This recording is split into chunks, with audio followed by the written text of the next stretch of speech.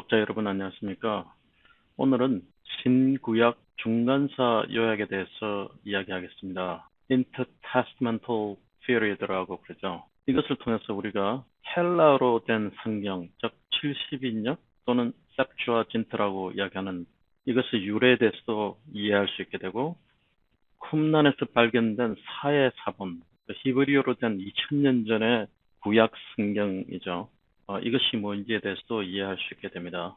그러면 왜 우리가 신구약 중간사를 알아야 하는가?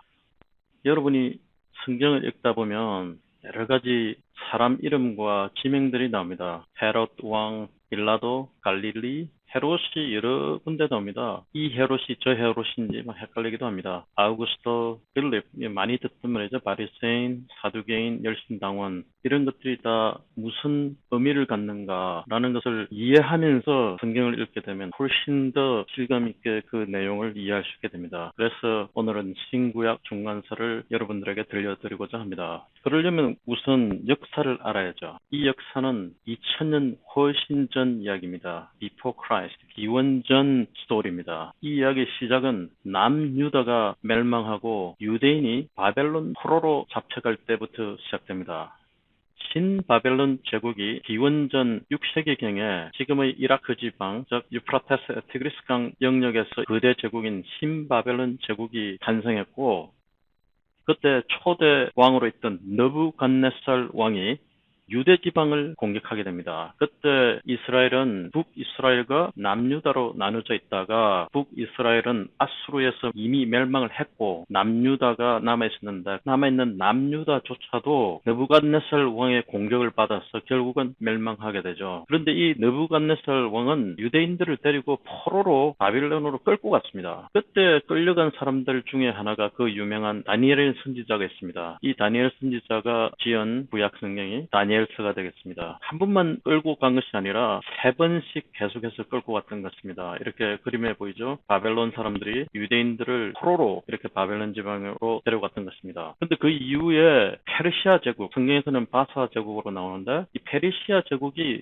신바벨론 제국을 멸망시키고 잡혀갔던 유대인 포로들을 되돌려 보냅니다. 그래서 이 되돌려 보내기 전까지 거의 한 70년 정도를 유대인들은 바벨론에서 포로 생활을 하게 됩니다. 이때 다니엘이라는 선지자가 느부갓네살 왕 밑에서 일을 하고 있었는데 어느 날 느부갓네살 왕이 꿈을 꾼 것입니다. 다니엘서 2장 1절에 보면 느부갓네살이 다스린 지 2년이 되던 해에 느부갓네살이 꿈을 꾸고라는 이야기가 나옵니다. 이 꿈은 거대한 신상에 대한 것이었는데 머리는 황금으로, 가슴은 은으로, 이 부분은 노스로, 다리는 철로, 발은 철과 흙으로 이렇게 된 거대한 신상을 본 것입니다. 그런데 놀라운 것은 이 꿈이 하나님의 예언적 타임라인이었다는 것입니다. 이것은 그냥 환상 속에 나오는 꿈이 아니라 실제로 역사적으로 이루어졌던 꿈인 것입니다. 놀라운 꿈이죠. 이 꿈이 의미하는 바를 다니엘이 해석한 것입니다. 먼저 금으로 된 머리는 신바빌론 제국을 상징합니다. 신바빌론 제국이 멸망하고 난 다음에 계속해서 페르시아 제국이 일어나게 되고 이것은 은으로 된 가슴과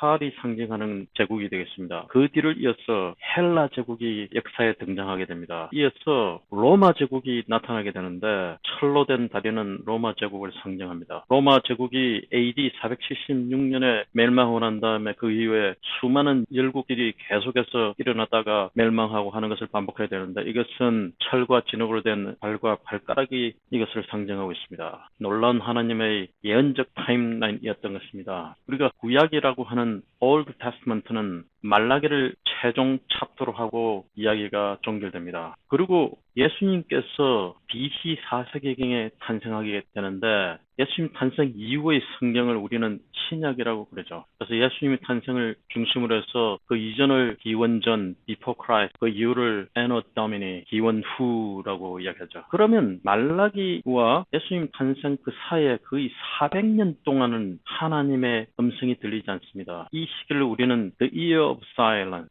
침묵기라고 이야기하죠. 구약과 신약 그 사이에 400년간에 해당되는 성경의 기록이 사라진 시기를 우리는 신구약 중간기라고 합니다. 오늘 여러분들에게 들려주고자 하는 이야기는 이 400년 동안 침묵기에 어떤 일이 일어났는가 하는 것을 이야기하고자 하는 것입니다. 고대 그리스 북부에 있는 마케도니아 왕국의 군주였던 알렉산더 대왕이 페르시아 제국을 멸망시키고 근동 지방의 패권을 잡았습니다.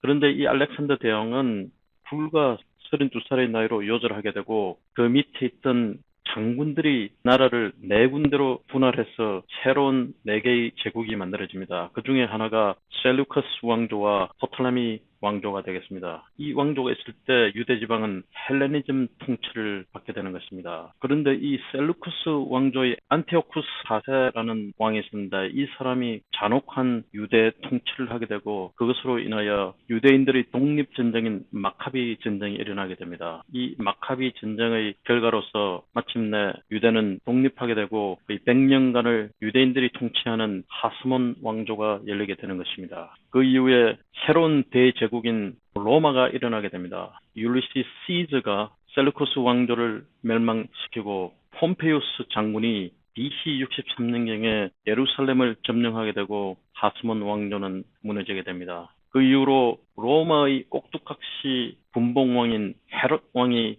세워지게 되고 그 헤롯 왕이 유대 지방을 통치하게 되고 로마는 제1대 황제 아우구스투스 황제가 등극하게 되고 그 이후로 유대 지방은 로마의 통치하에 들어가게 됩니다. 이러한 신구약 중간기의 역사를 하나씩 공부해 보도록 하겠습니다. 이 신구약 중간기를 이해하기 위해서는 역사책이 필요한데 그렇게 많은 역사책이 이 시기를 이야기해 주고 있지 않습니다. 그런데 플라비우스 요세푸스라는 사람이 신구약 중간기에 대한 역사 이야기를 전해주고 있습니다. 제가 읽은 이 책은 요세푸스와 신약성서라는 책인데 이 사람이 요세푸스입니다. 이 요세푸스는 유대인 출신의 정치가이자 역사가인데 AD 66년경에 로마가 예루살렘을 멸망시키기 위해서 전쟁을 벌이게 되는데 그때 요세푸스는 유대 군대의 지휘관이었습니다. 근데 이 사람이 로마와 싸우지 않고 투항해서 이후에 로마 시민이 되게 됩니다. 말하자면 유대인의 반역자인 셈이죠. 그 이후에 로마로 건너가서 생활하게 되는데 AD 66년에서 74년경에 예루살렘이 로마에서 멸망당하고 유대인들은 곳곳에서 반란을 일으키게 되죠. 이로 인하여 세계 곳곳에 반유대 증서, 즉 엔티세미티즘이 생기게 됩니다. 요세푸스는 이러한 엔티세미티즘을 잠재우기 위해서 유대인의 역사에 대해서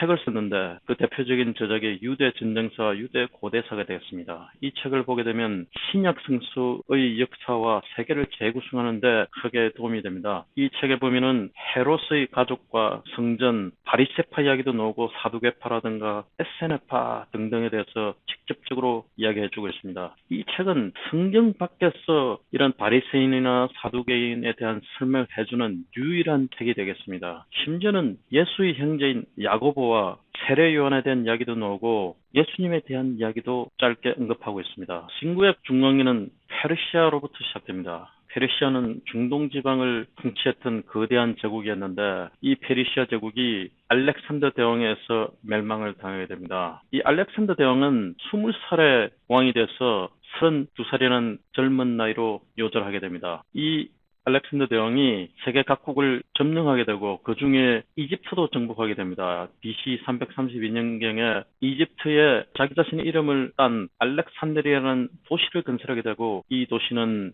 세계적인 도시인 메트로폴리탄으로 성장하게 됩니다. 알렉산더가 이집트를 정복하러 가면서 신도시를 건설하기 위해서 유대인들을 데리고 왔던 것입니다. 그래서 유대인들을 아주 대우를 잘해주고 이집트에서 살게 했던 것이죠. 이때 유대인들의 디아스포라가 생기게 되고 유대인들은 알렉산드리아에 정착하게 되고 거기에서 헬라어로 된 구약 성경인 70인역이라는 것이 만들어지는 터전이 마련됩니다. 그런데 알렉산더는 32살의 젊은 나이로 사망하게 되고 거대한 제국은 그 예하의 장군이었던 4명의 장군에 의해서 4개의 제국으로 분리되게 됩니다.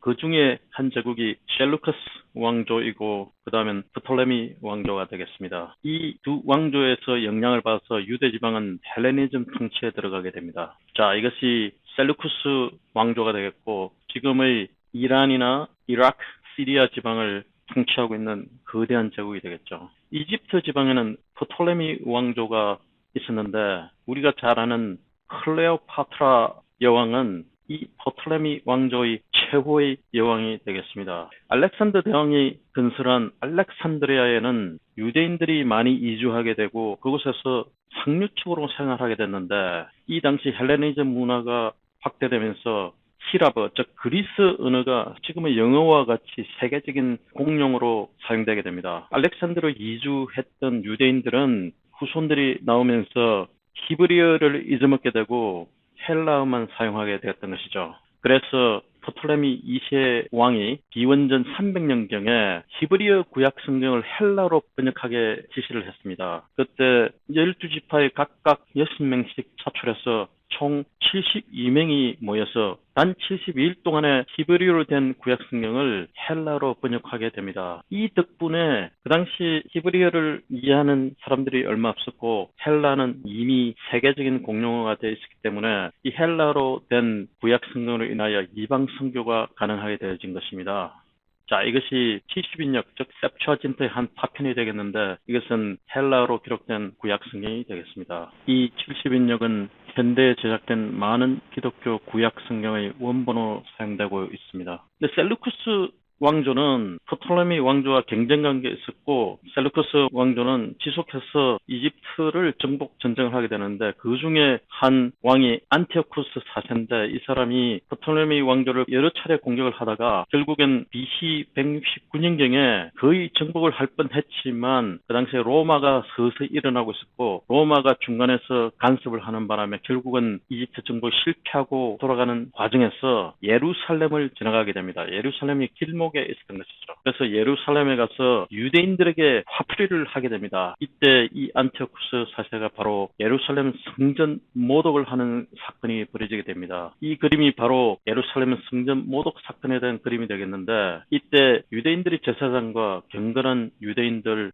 650명을 마차에다가 깔려 죽게 만들고 불을 지르고 사람을 죽이고 토라를 불태우고 안식일을 금지하고 할례를 금지하고 유대인의 모든 전통을 말살시킬 뿐만 아니라 성전 제단 위에 이방 신인 제우스 신상을 세우고 유대인들이 극히 싫어하는 돼지를 성전에서 피 흘려 죽게 만듭니다. 이러한 예루살렘 성전 모독 사건이 다니엘 11장에 예언이 되어 있습니다. 군대는 그의 편에 서서 성소 곧 견고한 것을 더럽히며 매일 드리는 제사를 피하며 멸망케 하는 미운 물건을 세울 것이며 정확하게 이 예루살렘 성전 모독 사건이 예언이 되어 있습니다. 이러한 예루살렘 성전 모독 사건을 인하여 유대인들은 크게 반감을 갖게 되고 마침내 마카비 혁명을 촉발하게 되는 것입니다.